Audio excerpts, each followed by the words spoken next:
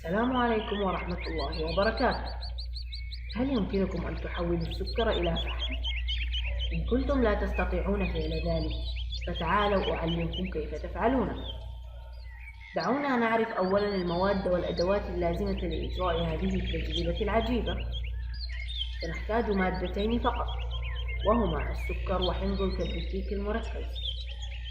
نبدأ الآن إجراء التجربة بوضع كمية من السكر في كأس زجاجية مقاومة للحرارة، ثم نضع كمية من حمض الكبريتيك المركز، ثم نبدأ بالتقليب وخلط المادتين معا باستخدام ساق زجاجية.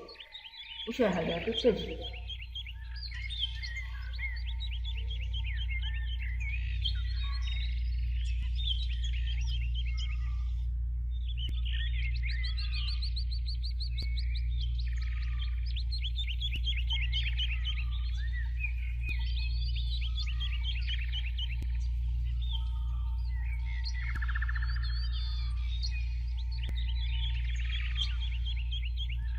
نعم، لقد نجحنا في تحويل السكر إلى فحم نباتي، لكن كيف حدث ذلك؟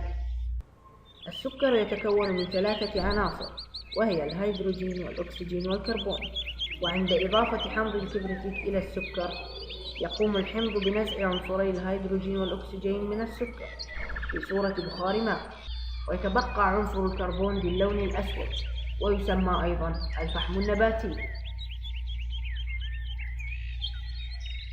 والآن سأترككم تشاهدون إجراء هذه التجربة باستخدام قطع السكر.